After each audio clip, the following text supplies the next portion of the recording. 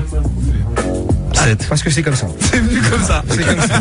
J'insiste pas. C'est comme ça. Je ne pense pas à 8, je ne pense pas à 6. C'est ça, tu penses pas à 6. Je pense à 7. Renseigne-toi pourquoi, et la prochaine fois que je reviendrai. Bah non, dis-moi, parce que dis-moi. Non, mais il faut s'enseigner un peu par soi-même.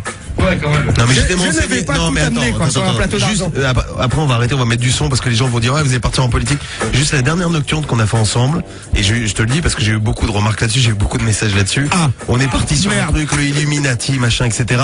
J'ai vu des messages en disant, ah, mais ça y est, maintenant, même dans le rap, des gens comme Youssoupha, des gens comme Jay-Z sont Illuminati parce qu'un coup, dans un clip, ils font une espèce de triangle, où ils font un geste qui est un peu inversé, qui fait penser à des Illuminati. Non, le truc, c'est que t'as l'impression que t'as une espèce de parano partout et qu'il faut arrêter aussi avec ça. Bah, si tu te dis qu'il faut arrêter, je sais pas qui va te suivre là-dessus. Non, mais en tout cas, il y a une existence de société plus ou moins secrète qui... Bon. Pourquoi de toute façon, on va jouer quelques titres live du DVD qui parlent de ces sujets-là. Je pense qu'on en reparlera. Non, mais ce que je veux dire par là, c'est que même dans le rap, maintenant, c'est ce que je te disais, pour un Youssoupha, un Jay-Z, on les soupçonne d'être dans l'Illuminati parce que dans un clip, on a vu qu'ils retournaient leurs doigts et que ça correspondait à un truc précis. C'est-à-dire Non, mais c'est à toi que je demande ça. Ben, je sais pas, moi, j'ai pas vu les doigts du Youssoupha. Ouais, grave. Jay-Z, par contre, Jay-Z, ouais. C'est-à-dire que tu laisses encore traîner le doute en disant, oui, peut-être, ils font partie de cette société secrète. Non, Youssoupha, vraiment, j'ai aucune idée. Jay-Z, par contre, pas du tout.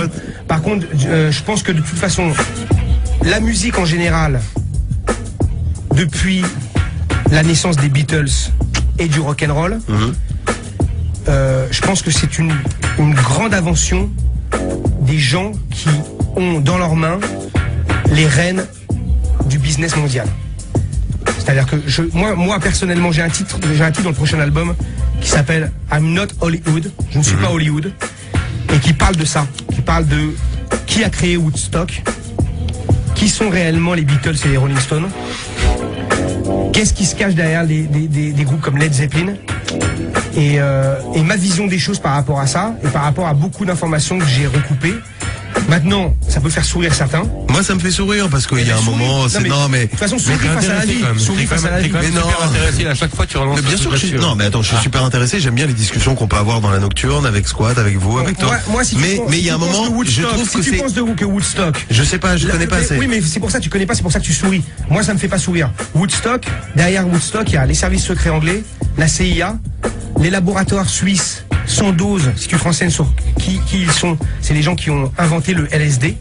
Tu vois ce que je veux dire?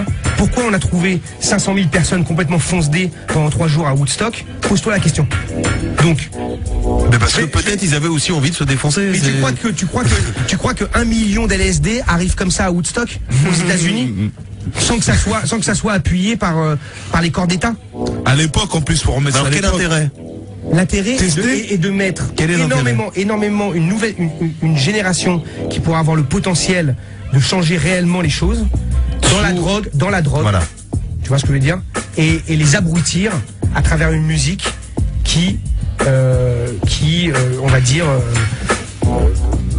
broie le cerveau. Alors si tu vas par là, les Indiens d'Amérique c'est pareil aussi parce qu'on les a mis, on les a mis et tu connais bien ce problème aussi ou du moins t'as su, les mecs fument comme des malades. C'est-à-dire les Indiens d'Amérique fument comme des malades. De quoi tu parles? Les peu d'Indiens d'Amérique qui restent, si tu veux, aux États-Unis, les réserves, les mecs sont abrutis. Tu crois que Léonard Peltier, qui est enfermé depuis 28 ans, il fume comme un malade, ce mec-là? Pas Léonard Peltier. Va voir si un Indien de AIM, qui est American Indian Movement, qui est représenté par Léonard Peltier, fume comme un malade.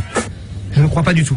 Donc je pense que tu annonces des choses à la radio devant des millions de personnes qui t'écoutent. Mais non, on en discute. Non mais ce que tu dis, moi je t'aime bien, hein, tu vois, mais ce que tu dis, c'est n'importe quoi. Je peux pas te laisser dire que les Indiens d'Amérique fument comme des malades. Les Indiens d'Amérique, qui sont les Native Americans, s'ils usent ce qu'on appelle en Occident de drogue, ce n'est que pour des recherches spirituelles ou pour la vie. Le chamanisme. S'il s'avère qu'ils sont tombés dedans pour une décadence occidentale, c'est parce que les gens qui sont au contrôle des drogues modernes ont manipulé un peuple et mis en esclavage un peuple à travers l'alcool ou à travers les drogues, au même titre que les jeunes blancs ou les jeunes renois des ghettos. Tu vois ce que je veux dire? Mais en aucun cas, les Indiens d'Amérique fument comme des malades. Tu vois ce que je veux dire? Aujourd'hui, les Indiens d'Amérique, Amérique du Nord ou latine, les quelques drogues qu'ils peuvent prendre, ça s'appelle l'ayahuasca. l'ayahuasca c'est pour des voyages cosmiques ou pour soigner les gens. La plupart des gens sont... Ce que je veux dire, ça fait partie d'une culture. Oui, non, mais et il y a une culture, alors je veux pas la rapprocher par rapport à Woodstock, mais il y a une culture, à un moment quand t'es jeune, t'as envie de tester plein de trucs, t'as envie de te défoncer, de teaser. En Afrique ou en Amérique latine, quand tu te sers de ce qu'on appelle drogue en Occident, ce n'est pas des drogues, c'est des voyages spirituels et c'est ou de la médecine ou un travail sur soi-même pour arriver à certains points que tu as bien envie d'arriver. Mais jamais ces peuples-là n'ont pris de la drogue pour se divertir. Ça, c'est complètement l'Occident, ça. Tu comprends ce que je veux dire? Ça n'a rien à voir avec ces peuples-là. C'est que nous, ça. C'est l'Occident qui a inventé les drogues pour se divertir. Ces peuples-là n'ont jamais pris de drogue pour se divertir. Jamais. Mais comment tu peux être sûr de ça? Mais parce que j'ai parlé avec des gens qui sont issus de ces peuples-là. Et parce que je les fréquente pratiquement quotidiennement. Je ne vais jamais annoncer quelque chose si j'en ai pas eu l'expérience. Il y a énormément de gens que tu appelais le chamanisme, qu'on avait avant ici avec les hérétiques ou les druides. Ça ne se fonce des pas gratuitement. Tu vois ce que je veux dire? Personne fume bédo sur bédo dans des vraies tribus indiennes, mec. Jamais. Ils ont beaucoup d'autres choses à foutre que simplement ça, quoi. Ça, c'est que dans nos sociétés où carrément la jeunesse se meurt et où les gens qui sont au contrôle de nos sociétés sont des gens qui nous broient le cerveau et qui nous maintiennent dans une forme d'esclavage de la drogue. Comme l'alcool. C'est comme l'alcool. Tu vois ce que je veux dire? Dans le fond, tu n'as pas besoin de fumer, tu n'as pas besoin de boire pour vivre. Si on en est là tous réduits à fumer comme des oufs ou à boire comme des oufs, c'est parce qu'on n'a rien d'autre à foutre, parce que les perspectives de vie qu'on a aujourd'hui sont limitées et on nous fait croire qu'on n'a pas d'avenir. D'accord, mais ça peut être aussi pendant une soirée, t'as envie de te défoncer. Voilà. Alors je dis pas que c'est bien, je suis pas là pour juger personne, mais ça peut être aussi un moment de distraction entre guillemets. Si c'est ça ta distraction, tant mieux pour toi. Et je pense qu'il y a beaucoup d'autres distractions. Je pense que tu peux vraiment t'amuser dans la vie sans avoir besoin de te foncer. C'est mon point de vue. Bien sûr. C'est mon point de vue. Non, mais ça, je suis d'accord avec toi. Il est personnel. Mais il est personnel, mais parce que t'as vieilli, mais à une époque, quand t'as 15-16 piges, bon, ça peut t'arriver de fumer un joint parce que... Tu vas dire à des mômes de 15-16 piges, prends des rails de coke, non, bien sûr prends des acides, prends des extasies, fume des ouinges, bois des litres d'alcool. Jamais. N'importe quel mec avec un cerveau. Là, on était plus déjà sur le bédo, sur un premier truc, et après, on a fait les drogues dures, c'est encore un autre sujet, etc.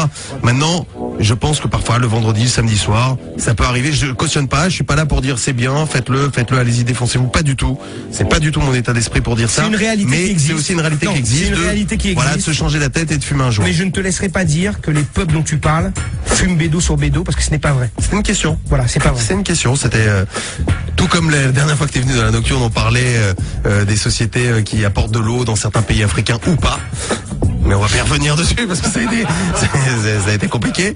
Voilà, c'était une question et c'était aussi une façon d'en parler avec toi. Ok, ben écoute, on va jouer de la musique maintenant. Mais on va mettre du son. Voilà. Mais je vois que t'aimes bien parler avec moi. J'adore parler avec toi. Non mais c'est intéressant. En tout cas, je motive aucun jeune à se foncer. Mais moi non plus. Attends, même si ça peut amener du plaisir à des gens. Mais en tout cas, moi, le discours de ranking squat ou d'assassin, c'est pas défoncez-vous la gueule. Non, au contraire. Si vous vous servez de drogue, servez-vous des drogues intelligemment. Parce qu'il y a énormément de choses à connaître à travers les drogues intelligemment. Ce que vous appelez drogue. Et que tu peux aussi vivre sans drogue et sans se défoncer. Moi, je n'appelle pas drogue. Tout est naturel. Toutes les drogues sont naturelles à la base. Non, à la base. Les composants de chaque drogue, c'est naturel. Et donc, allez plutôt à la racine de la drogue que vous prenez et prenez-la avec des gens qui sont des vrais sorciers. Ou la prenez pas. Ou des vrais chamans. Et prenez vos chemins d'initiation pour arriver dans d'autres mondes qui sont des mondes avec une autre perception et qui sont beaucoup plus intéressants que simplement prendre les drogues que l'Occident vous met dans les mains ou dans les narines. Word up. Et puis si vous n'avez pas envie de prendre de drogue, surtout n'en prenez pas, c'est pas un passage obligatoire. Aussi. On repart sur du sang. Ça c'est la meilleure des drogues qui soit, je pense. Allez, c'est parti. C'est une des bonnes. C'est une bonne celle-ci. Surtout assassin. Surtout squat, non?